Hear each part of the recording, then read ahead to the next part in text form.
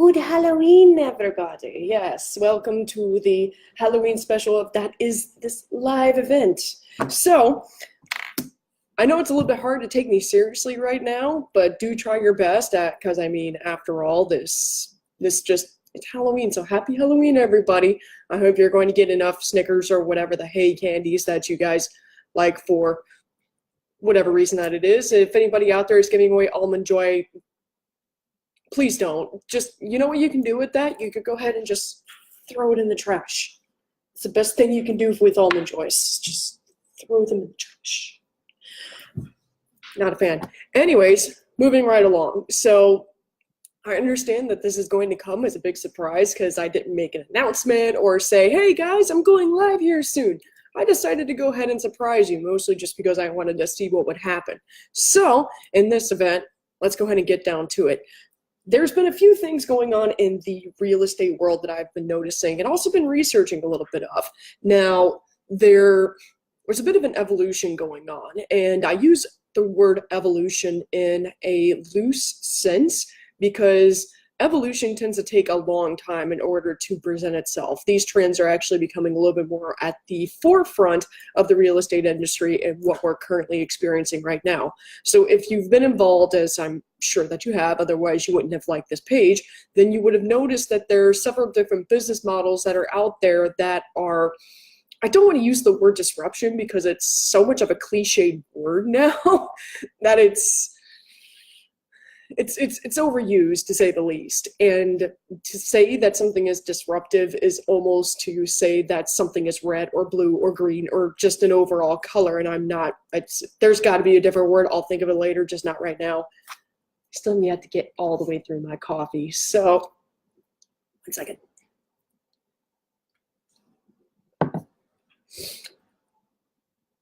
But you will notice that there are now 3 models that are becoming a little bit more on the forefront of real estate right now as we know it.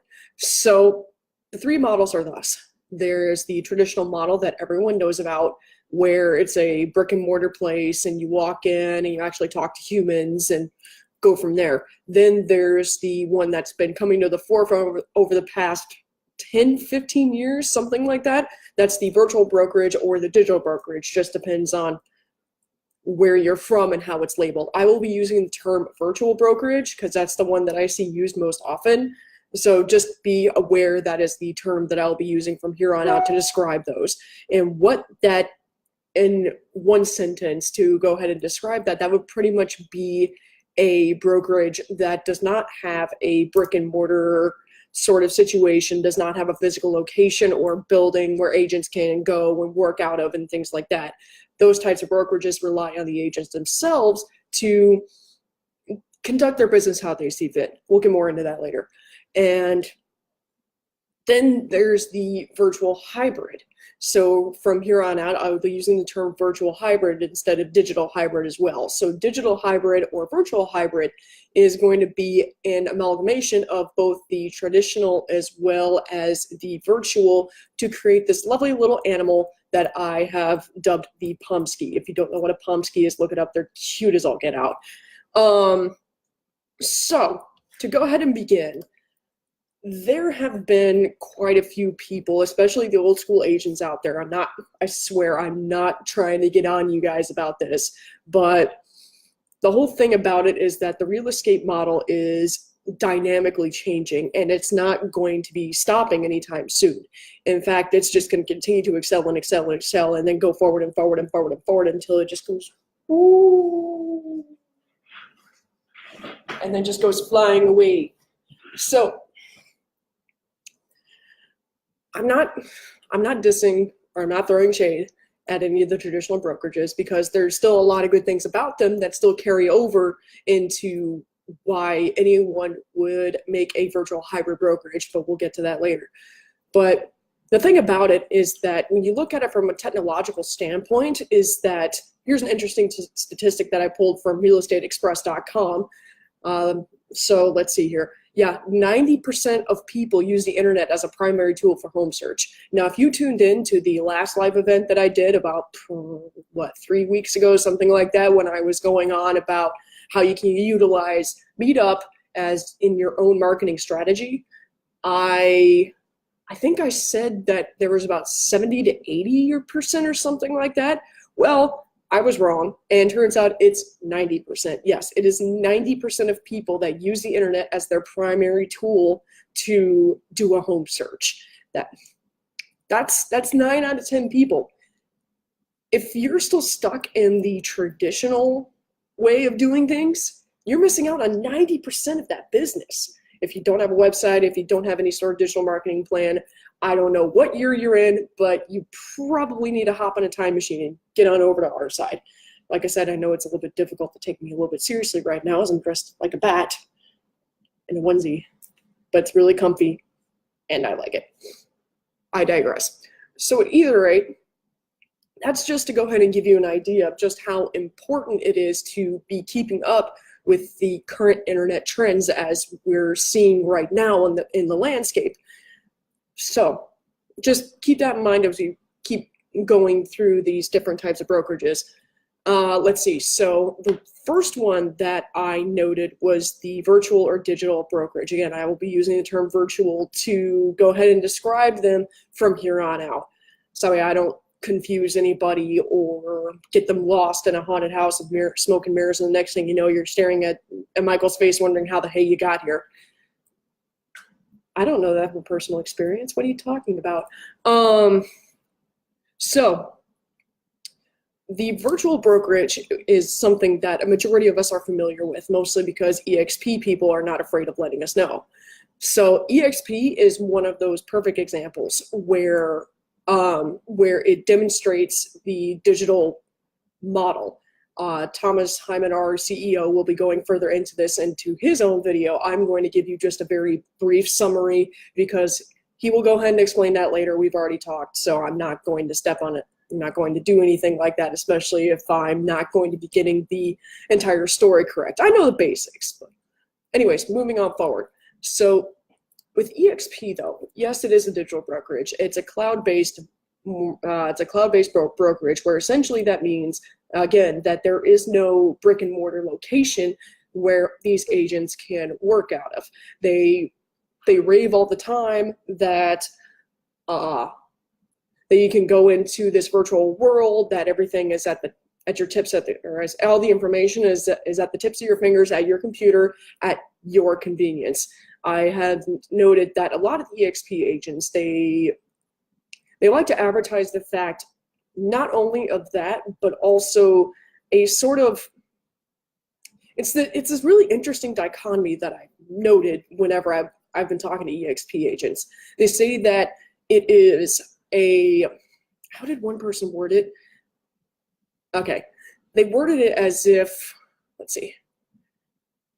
Yeah, so it's not exactly something that you would want to get into if you're not good at being a self-starter or able to motivate yourself, or if you want to work around people all the time, then it's probably not for you. So a lot of the EXP agents do work by themselves, but yet they can go ahead and elect to participate with other agents to get advice or get some tips or acknowledgments or anything like that in order to conduct business through the internet and through their own little virtual world. I read about this in Inman not too long ago, where they have almost like a Sims sort of simulation wherein you create a character, or you create yourself, or whoever you want to be. It's the internet, who knows?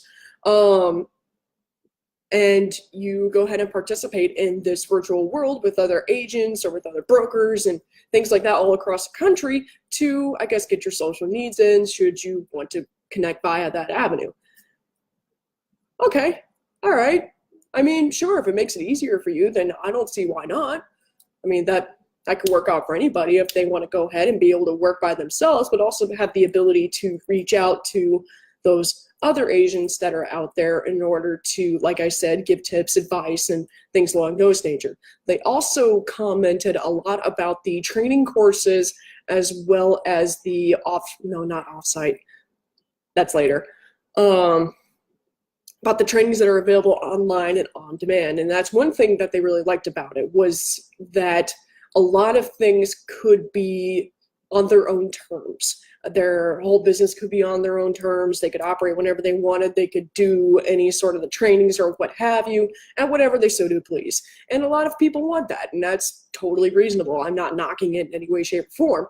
So, but like I said, this is one of those places where they rely heavily on technology to make the business work. Now, mind you, they have thousands upon thousands of agents, which means they must be doing something right, or they're convincing a lot of people otherwise. I'm not sure what it is. I'm not involved.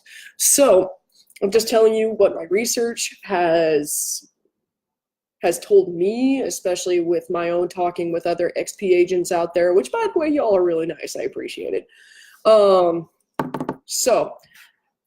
But then there are these other things that people have commented on where they're like, oh, well, what about Open Door and OfferPad and Ribbon and these other so-called technological upstarts in the real estate industry that are supposed to be, again, there's that word disruptor. I dislike that term in case you didn't notice.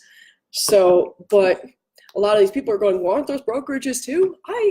Not exactly. I mean, in the loosest of definitions, sure, they can be labeled as that, but honestly, I'm not 100% that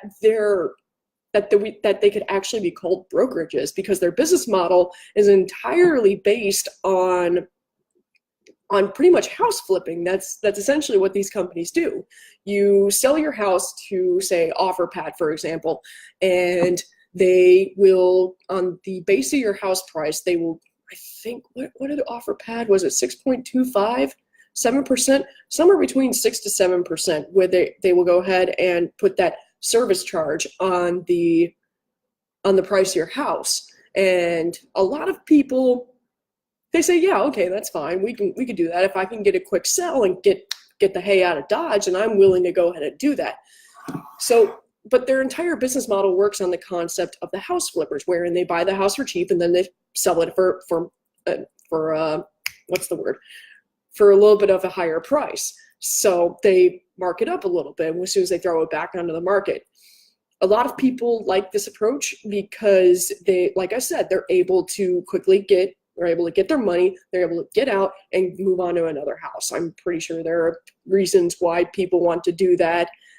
There's probably some sort of family situation that might be going on in which they need to get rid of the house rather quickly, or maybe they made some crime boss angry and we're suddenly in Gotham. I have no idea, but could be a few situations why you want to go to Open Door, OfferPad, or any of these other ones and sell your house to them. The only problem is that when you go to these guys, like I said, they'll go ahead and buy it from you, but it comes at a price, because a lot of times they will come in and they'll be like, oh, okay, well, so you talk to the guy on the phone, right? And you say, hey, I would love to sell my house to you. Guy goes, okay, all right, cool. Let me go ahead and look up your data. Let's see what's going on around your neighborhood. Let's look at the comps and let's see what kind of price that we could get you from here. So they go along all over their data and they try to figure out what it is that's going on. And then they go, okay, here's what we think the house is priced at based upon what's around you. There have been several situations that I've heard of where they have drastically, almost criminally lowballed these people. And not only that, but even if they do give you a decent offer that's within an okay range of what you think your house would be appraised for, they after you go ahead and say like, yeah, okay, that's a good price, they go ahead and they send over an inspector over to your house to inspect the place. And then this guy walks in, checks out everything, and then gives you a repair list. And if you want to go ahead and sell the house, if you want to go ahead and get more money for your house, you have to make all these repairs that are up to their standards before they'll go ahead and buy it from you. If you refuse that, then they mark you down even further, because they're saying, oh, well, we have to repair the driveway, or there's something wrong with the screen door, or, oh my goodness, look at this atrocious paint on the walls, we'll have to repaint that. A lot of times these people give a lot of really weird sort of things that require repair that don't exactly require repair. One of our own realtors, Tammy Klingenberg, she just joined us. So hi, Tammy. Hope things in Orlando are treating you well so far. But she mentioned that she had a seller that at first listed with Open Door. She mentioned that her client first got a really low offer for it, and then when Open Door came back with these list of repairs, they said, oh, well, you're going to have to repair the whole driveway in order for us to sell it for you. She's going, why do I have to redo my entire driveway? And you're like, sure, it's got a little crack in it, but I don't think that merits an entire driveway makeover. And Tammy thought the same thing. She said, no, that's not exactly reasonable for anybody to be thinking, oh yeah, a little crack here, that totally means we have to redo the entire driveway. That's like saying to someone, they got a scratch on their arm, oh, we got to cut off your whole arm because you got a scratch in it. That could mean that's gangrenous. It's going, my cat just scratched me this morning because she didn't want to get off the bed when I left for work. I don't think that merits cutting my arm off, but I appreciate your concern. So moving on forward, that's pretty much the difference between these virtual brokerages as well as these more or less these online house flippers. They're not exactly brokerages so much as they're buyers, they're house flippers. So word of caution when you go ahead and look to Open Door, OfferPad, Ribbon, any one of these guys to sell your house. Yeah, it's a quick and easy way to get out of it. It's a way for anybody to get their instant gratification. But if you're really looking to get the best deal, you might want to reconsider. Just because of that alone, not only because of lowball offers, but because think about what you're actually getting. You're not getting that personalized touch. You're not getting someone that's actually there to understand you and to fit out your needs. So you're missing out on a lot through that. That's why you might want to think about going elsewhere. All right, so then the next question that a lot of new people that have their licenses, they go, okay, sure. I mean, Open Door, yeah, all right. So, but they're capitalists. They're in the business to make money. So I want to go ahead and make money. How can I be a part of that kind of situation? I go, okay, well, I mean, they do have a lot of job postings, and especially for people that have real estate experience or their own real estate license. So that is a thing. And if you want to sit at a desk all day and go ahead and quote people for their houses just based upon the data that you garner, then this might be a job for you. You don't have to go out there. You don't have to meet new people or become your community leader or your community mayor and become a public figure in wherever it is that you are. You don't have to do that with these guys. You sit behind a computer all day and do this. For a lot of people, that's cool. A lot of people are fine with that. There's a lot of people out there that just want a regular 9 to 5. They go home at the end of the day, they have dinner with their family, and then they go play with the dog. If that's what you want to do? Cool, go for it. I mean, they did have some really awesome benefits that were working in their favor. I did find that out, which okay. I mean, sure, if you figure out that real estate is not for you, but you still want to keep your license, then maybe going to work for one of these giant online flippers might be up your alley. It's up to you, really. A lot of what happens in real estate is just that. It's more about what's going to fit you and your needs, but I'll get to that later. So the next thing that I want to go over is the traditional model. Now, the traditional model is pretty much what we've been living with for the past 50 plus years, where there's a brick and mortar place, you walk in, you say, hey, I want to talk to someone about buying a property in this zip code. And they go, oh, we would love to help you out. And that's when the whole process starts to happen. So essentially in the past, the real estate agent as well as the realtor has been the gatekeeper to all of the houses that are available for sale through the MLS.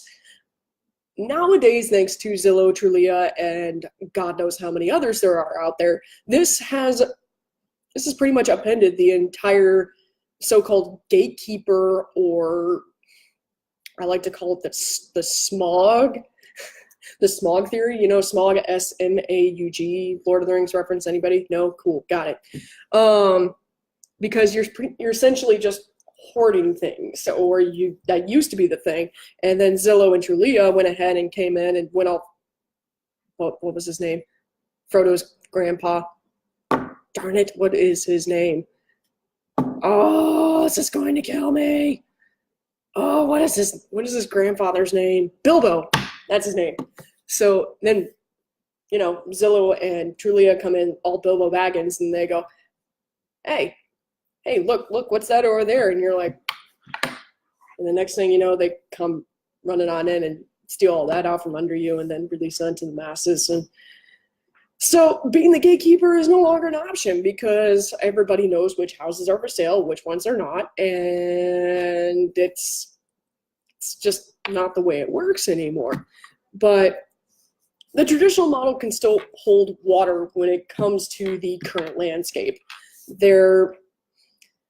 Some of the advantages of, say, working at one of these traditional places: you have a little bit more structure. You are not always working by yourself. You can work with a team. You can pretty much do whatever it is. I mean, a lot of people do like to collaborate. They do like to work with other humans and speak to them on a daily basis and do all that. But then there are some other people that are not fond of the office politics, as I've seen a lot of people use the term, that is. And some of them just aren't that fond of it, but that's later. But suppose you want to go work at a traditional one. Suppose that you're very old school and that you do not want to be a part of something like EXP, where you don't want to rely on technology that much. Well, I have some terrible news for you. It's no longer a thing anymore. You can't sit there and hide away from technology, because I can guarantee you people like EXP are going to pretty much push all these aside eventually. It's not going to happen tomorrow. It may not happen in 10 years, but eventually this is going to become an even bigger thing. And if you're not willing to adapt, then I'd like to quote Gary Vee on this: if you don't adapt, then you're going to die. Well, not so drastic of terms, but nevertheless, the theory holds water. You have to be willing to adapt in order to make a name for yourself, in order to survive in this business. I mean, there aren't too many companies anymore that have been doing the same way of business for the past 50 years and still survive to this day. Sears is going out of business. Toys R Us was going out of business, but then magically decided to resurrect itself. I'm not even sure how they did that, and I guess if anyone wants to let me know how exactly they did that, I would be very grateful to understand what exactly that they did, how they went about it, things like that. So I digress. But again, with these traditional brokerages, you can speak to an actual human, and a lot of these times they have a big name to back themselves up. They have an established record that is based upon their best agents to sell themselves. But, well, I'm going to get to that disadvantage later, but either way, you can go ahead and use their image to boost up your own, to make a name for yourself, because from 50 years till about a couple of years ago, yeah, the name did carry a lot of weight. If you were to say, oh, I work with Sotheby's, or oh, I work with Michael Saunders, that would have a lot more weight than it does today. Because like I said, the landscape is changing. And along with my generation, aka the millennials, which have killed everything, those kinds of things aren't exactly valid anymore. I remember reading this report just yesterday that said that people in my generation are actually more likely to hire an agent that was an influencer on Instagram rather than researching someone that was based off Zillow or any one of those other programs. A name doesn't carry as much weight as it used to. So just letting you know about that. But another reason why you'd want to join these traditional brokerages is that they do indeed have a high level of service, not only to the client, but also to the agent themselves. Here's the caveat though. With a lot of that service, a lot of these traditional brokerages offer a one-size-fits-all option. It's not exactly the more personalized or the more individualistic type of approach that a lot of agents need to incorporate nowadays. There's not a lot of that going on. And throughout the past 50 or so years, someone walks in, they instantly go, oh, there's a dollar sign. I'm not going to go ahead and treat this person like a person because all they want to do is sell their house. And it's going, you are totally missing the point of what you need to be doing, essentially. There's no room for that type of impersonality anymore. There is room for personality, so you should go ahead and make room for that. But in terms of being impersonal with people, that's no longer going to fly. So let's see. Yeah, here we go. So here's another thing. So with a lot of these big names, I have to be careful. With a lot of these big names that are out there, they have a lot of hidden fees. They have a lot of different things that rack into what should be more of your commission. So what they don't tell you about is there's the franchise fees, there's the transaction fees, there's unicorn fees. I don't know, I'm making that up.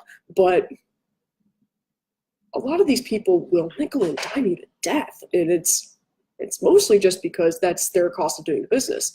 And that is their cost in order to keep their overhead in place. It's not exactly cheap to keep a giant brick and mortar office. I mean, especially nowadays, it's not that cheap. I mean, have you been keeping up with the housing reports? Commercial real estate even? It's getting to be even more expensive as time moves on. And judging by the economics reports, I'm not sure if that's going to be letting up anytime soon.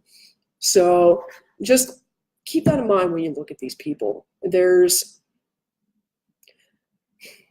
can be a lot left to be desired sometimes. And oftentimes they'll bring on people with these promises of commission splits, of differing benefits, of a lot of things that would normally bring in a lot of people. And yes, that kind of strategy does work in terms of recruiting, but when you really break it down, or when you sign up and you say, okay, where's my health insurance? They go, I guess we'll have to get back to you on that. And then in the long term, it just creates more broken promises, more broken trust. So not only does that reflect on the agent, but that also reflects on the clients too. Because what kind of agent wants to work for a type of brokerage that doesn't keep their promises? Would you want to be friends with someone who never keeps their word, who doesn't have any integrity?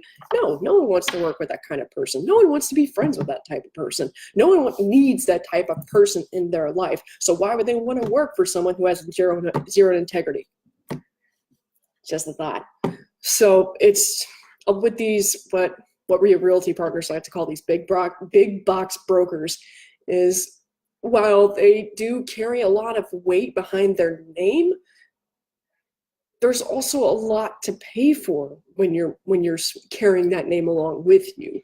So just keep that in mind when you take a look at these guys. I'm not saying that they're all bad, because a lot of those people are billion-dollar industries, and not just mean like 1 billion. I mean like billions, plural. They've gotten there somehow, and I'm pretty sure that's because of the agents that they have, their dedication to their own integrity, their own dedication to their agents as well as their clients. And that shows with a lot of the people that I've talked to, or even their established record throughout history. So it's, again, just putting out the advantages and disadvantages here. It's for your information. So lastly, because I realize I've been talking now for almost half hour, this is when we get into the virtual hybrid. Now, the virtual hybrid has been a little bit of a buzzword lately. It's been popping up a little bit more when you read about it. Well, if you read Inman as much as I do, it definitely pops up at least every, it pops up at least twice a month. I could say that. There's something about it, not only in Inman, but in other real estate publications that either tout or deny the essential nature of these virtual hybrids. So there's always something everybody has to say about anything, right? I mean, look at me, I'm sitting here talking in a bat suit about all this. But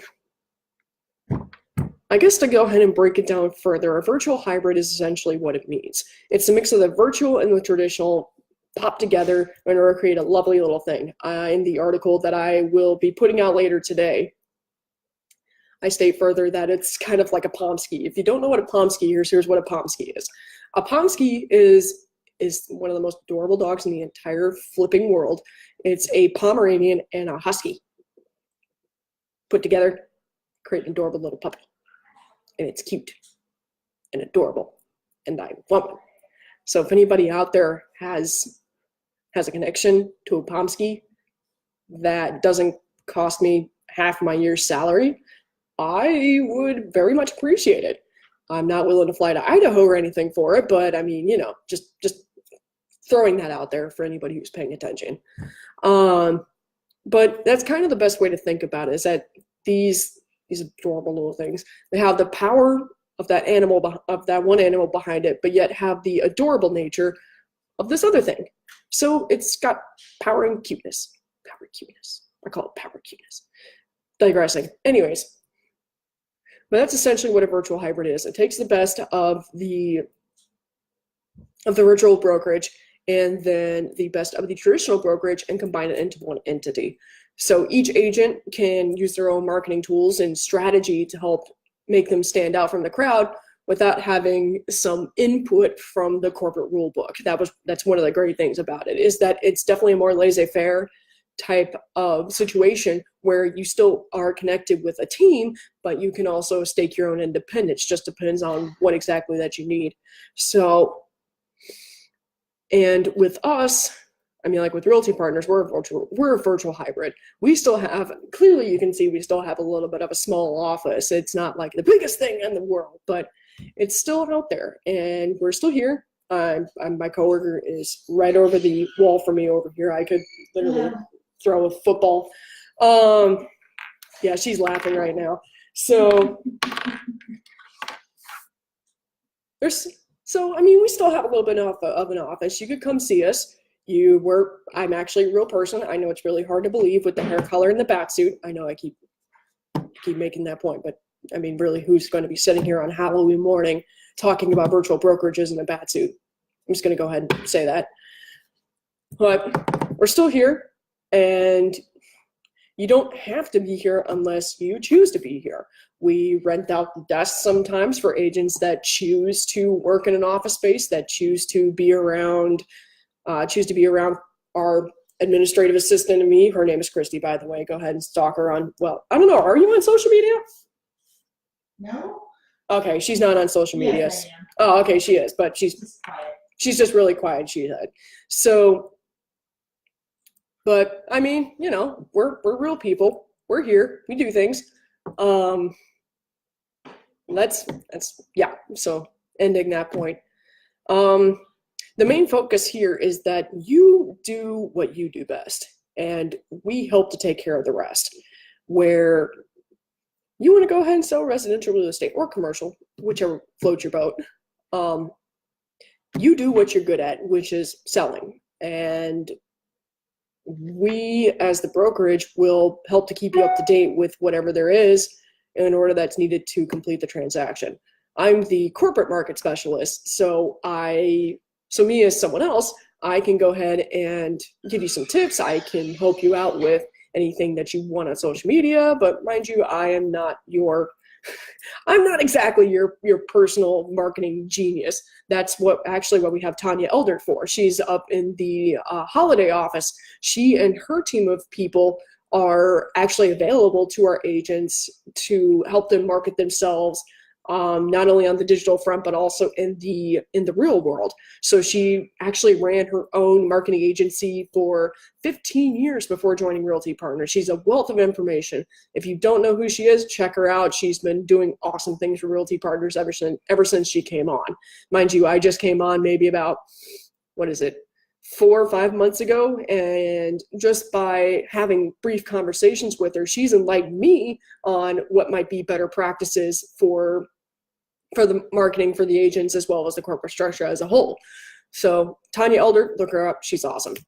But almost taking the page out of EXP, where there's also that sense of camaraderie. There is that sense of a team that you can go to that is willing to help you out. Now, mind you, we don't have our own virtual world or anything like that, but we do use other various tools to help connect you to your fellow agents, no matter where they are in Florida. Right now, we're just in Florida, but we're working on several states as I speak. But it's not like where you're working by yourself and only by yourself. If you need help with something, there is someone out there on our team who is willing to help you. And we also have the workplace by Facebook as well. So that's also been an extremely helpful way to communicate with the agents. So say, for example, every week you've noticed that we come out with Realtor Tip of the Week. Those are our own agents. And a lot of times whenever I need someone to give a tip, that's where I go. I go on a workplace. I say, hey guys, let me beg for your attention for a minute because I really need help with things and stuff and I need your input and listen to the bat. And that actually helps me out a lot because then I don't have to be randomly emailing people or anything like that. And not to mention the messaging feature works a whole lot better than wasting someone's inbox with random emails that really don't matter. So yeah, there is that sense of community still. There is still that sense of being with a team. There is still embracing your own individuality. There is still working by yourself. So it's taking all those things and combining them into a greater future, I would assume. So there's actually an interesting quote that I had here. Right, so this is from an Inman report titled How Hybrid Brokerages Are Changing Real Estate. Indeed, the relationship between hybrid and traditional brokerages may be more symbiotic than adversarial. The two types of brokerages are feeding off each other, breeding new business models that offer something from both worlds. I'm just going to let you think on that one for a little bit of a time, because there are a lot of people that just say, oh, well, this is just a bridge for us to go completely digital. I'm not knocking that may be the case 50 years down the road, but for right now, this is the best way to usher in the new way of real estate. It's been stagnant for many, many years now, and it had been until recently untouched by technology until, say, Compass came along, where they went ahead and just kicked everything in the face and said, no, how about no? And then with Redfin especially, they came in and just tore everything up. Zillow was another one of those. They said, why do we have to keep all this MLS information to ourselves? Why don't we just go ahead and throw it out there for people to go ahead and embrace? Why don't we do that? And they took that and ran with it. They took these ideas and they innovated them further and then just ran with it. And that's what we hope to achieve over here with Realty Partners. That's what we hope to get. Oh, before I go ahead and get into that spiel, because I'm trying to be fair here and do the advantages and disadvantages of each one. The one thing that I've noticed about disadvantages with the virtual hybrid is that, yeah, it can be technologically advanced. We do use a lot of different tools that involve some knowledge of technology and how to use it from there. So if you're looking for something that's extremely old school, wherein you're signing papers on the hood of a car, this may not be the thing for you. You might want to think about going elsewhere or updating yourself. But that's just one way that's one thing to think about. And it's not exactly for the total thrill seeker. If you're out there and you're looking to just go ahead and cold call and just figuring out where, like if you get jazzed just thinking about, I don't know where my lead's going to come from. I don't know where my next lead's going to come from. I don't know too many people that actually smile at that. So I'm just throwing that out there. If you're one of those people, awesome. I seriously wonder how you do it. I work sales for a small period of time when I first got out of college, and I hated every minute of it. So I'm glad that you found something that works for you. I don't know how you did it, but congrats. But let me see here. So there was another report that came out, I want to say, I think it was on Loop that came out a little while back. And it stated that that virtual hybrids were actually the number 3 best way to make a profit when it came down to the agents themselves.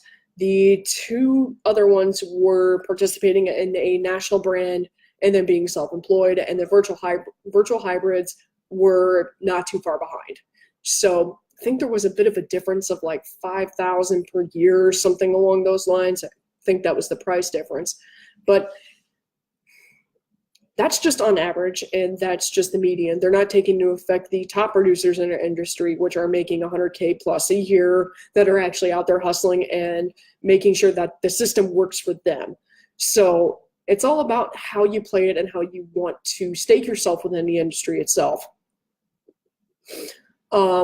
Another thing that can be a little bit detrimental towards virtual hybrids is that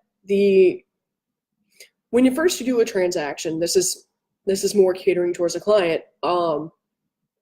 The transaction can switch several hands throughout the process, because there could be someone that specializes more in underwriting or in XYZ. You put it here, there's probably something that they might outsource to someone else. So that could potentially be a thing, but that's only because it's in order to get the best for whatever it is that the client wants to do. And then you can do whatever it is you're best at, and then you can save the rest of it for someone else that does extremely well at it. So wherever weaknesses that you find, you can go ahead and put that into someone else's hands. Some people are not fond of that. They want it to stay with one person through the entirety of the transaction, because consistency is key. I can resound with that. I mean, it's almost like you walk into a store and you say, I would want a pair of pants. And they say, well, this is the dress section. I mean, you've come to a clothes store, but you're in the dress section. Let me get you over to the person that sells pants. You go over to the pants person. Hi, I'm the pants person. I sell pants. Okay, well, I would want these pair of straight-legged pants that fit this size. Oh, I don't have those types here. Let me go ahead and get you over to this guy that specializes in those type of pants. And some people are not fond of that. I wouldn't mind it so much. I want to get to the guy who's best at what they're doing. But just something to keep in mind. And now, time for the main event. This is the pitch part. When you take into effect all of the things that I've stated, and yes, there will be an article about this later, just in case it's going in one ear and out the other, this is why Realty Partners decided to be a virtual hybrid brokerage instead of a traditional or solely virtual type of thing. So ever since our inception of 2009, we've been pioneering the title of the true agent-owned virtual hybrid brokerage. I know it's a bit of a mouthful, but we have been bearing this title since even before then. And I understand that EXP was building the ranks up to it, but EXP's personal model is not exactly the same as our model. We actually have the agents and the associates own 55% of the company, not just one small percentage, which is what EXP tends to do. With EXP, their compensation model is a little bit different. I'm not 100% sure on how that is, but Thomas, our CEO, will be going over that in a video later on. He's been having a little bit of a voice issue, so he's working on it though. But their model is different than ours, and like I said, I'll let him go over that. But to go ahead and bear the point once more, the traditional model has now been labeled obsolete according to Inman News. It has been labeled as obsolete for almost maybe a year or two, but it's been officially declared obsolete as of recently. And if you're not keeping up with the digital trends, with the technology that's currently being rolled out, you're going to get left in the dust. I think even Gary Vaynerchuk has said quite a few things about that, and I know he's a lot of you all's personal models or role models. So go ahead and take into effect what exactly that he says. So he's not lying about that. And if you take a look at half the things that he's historically said over the past, God, I don't know, 10, 15 years, he's been dead on about a lot of different things. So, I mean, he can't be lying about that too much. Just keeping that in mind. But the reason why we decided to combine both of them was to go ahead and create that personal connection with not only our agents and our clients, but also between each other. We're not here to steal anyone's leads. We're not here to encroach upon anybody else's business. We're here to make sure that everyone in our company succeeds. We want to make sure that once an agent gets into Realty Partners, that we give them everything that they need to succeed, because success begets more success. And once we get on that train of having everyone just closing deal after deal after deal after deal, that's going to create more and more traction for everybody. And that's going to create essentially a greater sense of achievement for everybody that's involved. And we'd rather have high morale rather than low morale, and just have anyone come in that can breathe just to cover our overhead costs. That's not the way we want to operate. Reasons why we don't have a huge brick and mortar office. That's the reason why we're not in some fancy office on the beach where it's like, oh, look at that lovely view. Yes. It's like, yeah, okay, sure. But what are you doing for the agents? What are you doing for everybody else? I mean, how are you helping others to make sure that they can make their way through? So there's just that to work on. Like I mentioned, we do have the marketing team on our side with Tanya Eldert, who's been simply amazing about that fact, who's willing to help the agents with all their marketing efforts once they actually join the team. Let's see. So,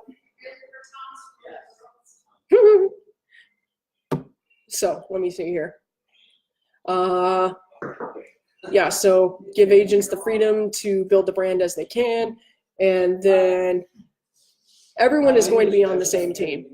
Let's see. Yeah, so like I said, there's no franchise fees, and just to go ahead and reiterate that, I guess you could still say that Realty Partners would be labeled as an indie brokerage, because while we're not exactly a national brand as of right now, we're working on it. We are currently regional as I talk about this. Like, we just expanded into the Jacksonville market. We're still very avid in Sarasota and Tampa. Orlando is growing exponentially as I speak. So it seems like every other day we're getting a new agent from Orlando. And Tammy Klingenberg has been excellent so far. Again, I can't speak enough about her. Michael Putnam has been amazing since he joined onto the ranks. He's been great. So, and then to all the other agents that are out there, you guys are doing a marvelous job. Do keep it up. I love what I'm seeing. So just keep on keeping on. But the thing about that is that also with our own structure, with the agents owning 55% of the company, we answer to the agents. We're not owing ourselves to a franchise. We are not owing ourselves to some big heavyweight name over here. We are an indie brokerage. We're still a startup. So we really don't owe anything to these big names. And that's the greater thing about it, is that we don't have those types of hidden fees that, say, Michael Saunders or Sotheby's, any one of those other guys would have in their own transactions. So you don't have to do that with us. And that's the great thing, is that you don't have to be concerned about that. You can know for certain what you're working for, what your stake is in the company. And it's not just some 1%. It's not just like, oh, here's a little bit of a thing about, here's just a little stock brokerage, now go away. No, we care about what everyone is doing. We care about how people are succeeding. We want everyone in our company to succeed. We want everybody to go ahead and succeed. It's not just everybody within our company. It's not just people within Realty Partners. It's everyone. Because, I mean, with the current environment nowadays, it's just something that everybody wants. So to go ahead and end this out, I guess you're probably thinking, well, okay, what are you thinking about all this, lady in the back suit? I mean, what do you know about what the future holds? Truth is, I don't know. I got no idea what the future holds. But just by what I'm seeing right now, it's only going to get more innovative. It's only going to get more technologically advanced. This is not going to stop anytime soon. It's going to keep going. It's going to just keep going up. And it's up to you on what you want to do in life. It's up to you how you want to conduct business, how you want to hustle. So you just have to keep that in mind. How do you want to succeed? How do you want business? So just feel free to keep that in mind. All right, so I pardon about that, about the interruption that you probably heard just then. I believe we have someone that's trying, I don't know, we're still looking for a few people to go ahead and hire on as our staff. So just for anybody out there that's looking for a job, we do have availability for an inside salesperson. We also have an opening for a regional broker manager. So if you're looking for a new job and you're looking to go ahead and be a part of something great that's growing exponentially, go ahead and check out Realty Partners. We got a lot of good stuff going on for us right now, and it's only going to get better from here. So the choice is yours on what kind of team that you want to go ahead and join. So I guess that's all I have to say for today. Down with Almond Joy, because Almond Joy is the devil. And she's laughing. Down with Almond Joy. I don't enjoy it. I don't know why they call it joy. Joy is not supposed to be in the name Almond Joy. It's just not supposed to be a thing. Get plenty of Snicker bars. Give out full-size Snicker bars. Don't be cheap. And yeah, or Twix. Twix is good. Full ones, not those little teeny tiny little things. It's like, what are you doing, Margaret? So, and also, if you see anyone out there that looks to be an adult and they're out trick-or-treating, please give them a break. In case you haven't noticed, the world's kind of, we all need a little bit of joy in our lives. And if you see an adult or a teenage kid trick-or-treating, just cut them a pass. I mean, really, who are they hurting? They're not hurting anybody. Just give them a pass. So, Give them the small. see, yeah, that's what you do. You give them the small ones and just trot them on along. All right, everybody. Well, thanks for tuning in. I do appreciate all of you all's attention for the matter. This will be going on YouTube. This will be also probably being cross-posted on Instagram in case you would have missed it. I'm going to go ahead and cut out all the blather that I went ahead and just went bleh. So keep that in mind. This will be recorded again, and happy Halloween, everyone. I hope you have a great day.